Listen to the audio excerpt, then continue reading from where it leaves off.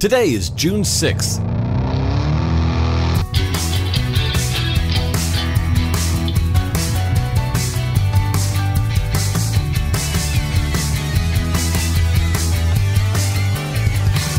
It's the 157th day of the year, and this is the On This Day podcast.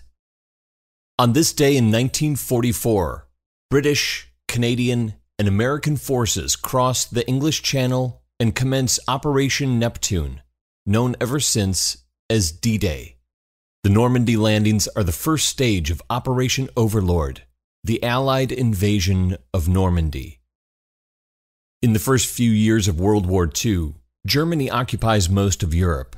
Hitler's plan is to dominate and fortify the continent and subsequently rule the world for 1,000 years. The Allies know such a vast Nazi-controlled domain will leave little room for free and democratic governments elsewhere. There can be no end to this conflict that allows Germany to remain in control of Europe. An invasion of the continent is the only option. And early in the war, General Eisenhower is one of the few proponents of a direct assault on Europe. General Dwight D. Eisenhower is a West Point graduate, class of 1915, known as the class the stars fell on. More than a third of the graduates, 59 out of 164, go on to attain the rank of general. Eisenhower is one of them. He works on his initial plans for what will have to be an exceptionally large-scale endeavor, one that would require total commitment from both the US and the UK. But the British are hesitant to repeat the horrors of the First World War's trench warfare. So for the time being, the Allied efforts are focused on North Africa and Italy as a means to attack Germany from the south. By 1943, Eisenhower is a four-star general, commander of the North African Theater of Operations for the U.S. With the amphibious invasion of Italy, the Allies gain a strong foothold there, but it's abundantly clear that a frontal assault on Europe is still the only way to pierce the German shield and strike at the heart of the enemy, Berlin. Eisenhower's cross-channel invasion plan is given the go-ahead in January of 1944. He proceeds to turn southern England into a massive military encampment. Hundreds of runways are built, hundreds of thousands of vehicles, ships, and airplanes are stationed within 50 miles of the channel. More than 1 million soldiers descend on quiet English hamlets, and enough food and fuel to feed the lot is stockpiled. Likewise, the Germans have built dense fortifications all along the 1,200-mile coastline of Europe. The Atlantic Wall, it's called. It's obvious that an invasion is imminent, and it's going to come across the water. But where exactly the invasion will come is the million Deutschmark question. In the years leading up to the Normandy invasion, British intelligence has built an intricate network of double agents for the sole purpose of creating a diversion for a future invasion. Not only have they turned every single German spy in Britain, they've also created dozens of fictitious spies.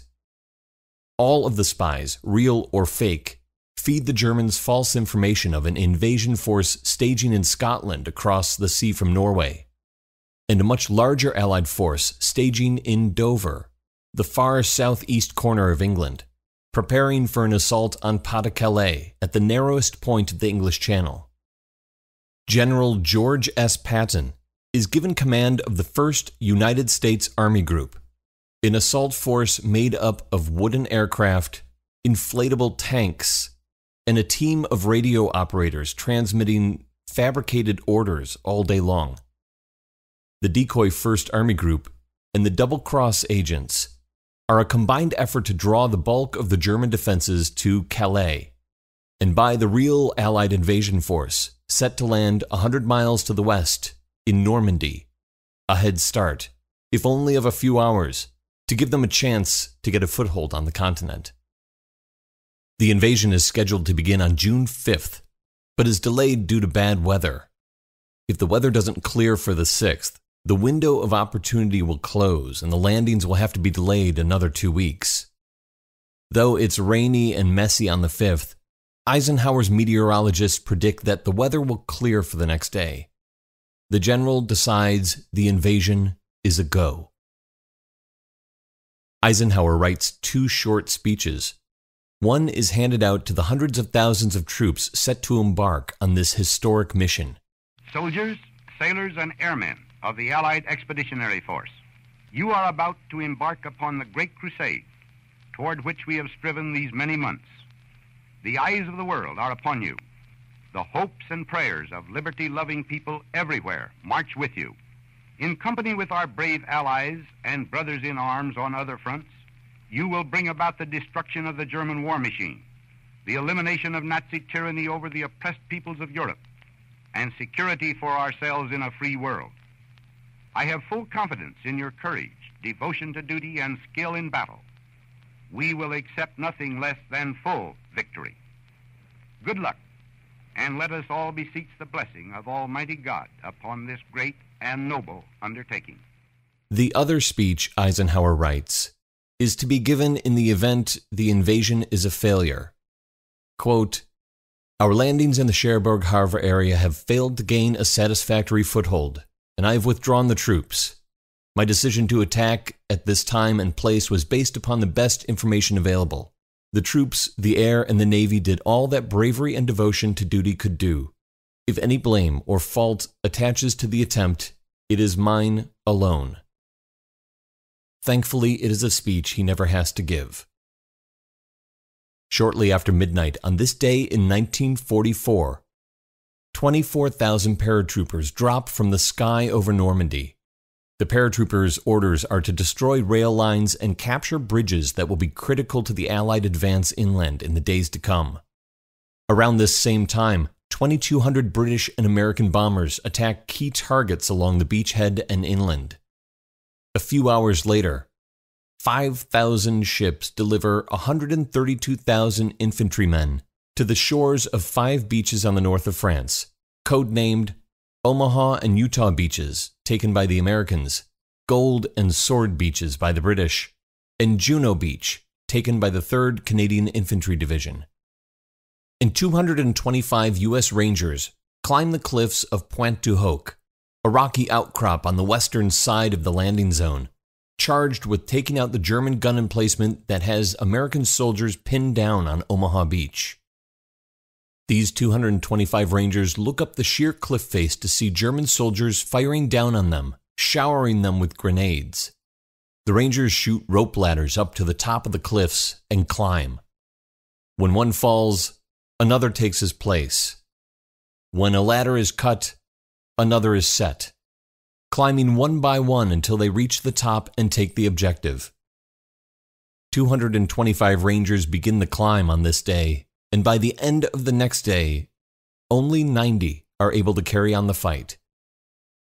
These are the men President Reagan immortalizes at the 40th anniversary ceremony as the boys of Pointe du Hoc, the men who took the cliffs, the champions who helped free a continent, the heroes who helped end a war. While more than 160,000 Allied troops storm the beaches of France, Hitler is asleep at his residence in the Bavarian Alps. His staff is too afraid to wake him with the news. He sleeps for another 5 hours, significantly hindering the German response to the attack. In America, news of the invasion is broadcast at 12:41 a.m. Eastern Time, shortly before the landings begin, with a bulletin from a German news agency. We interrupt our program to bring you a special broadcast. The German news agency Transocean said today in a broadcast that the Allied invasion had begun. I repeat, the German news agency Transocean said today in a broadcast that the Allied invasion had begun. There was no Allied confirmation. And Philadelphia Mayor Bernard Samuel rings the Liberty Bell in a nationwide radio broadcast, ringing the bell 7 times, 1 time for each of the letters in the word Liberty. By the end of this day, the invasion is a success. The Allies have taken the beachhead and secured strategic points inland, though this success comes at the cost of more than 10,000 Allied casualties, including 4,414 killed in action. By the next day, D-Day +1, as many more troops will arrive. Mulberry Harbor's temporary docks will be built to offload thousands of tons of supplies every day, and the push into France will begin. Less than 3 months later, in August 1944, Allied troops liberate the French capital of Paris, and by the spring of the following year, Germany is defeated, Hitler is dead, and the war in Europe is over. An unparalleled undertaking of monumental effort that begins with the largest amphibious military operation in history. On this day, in 1944, D-Day.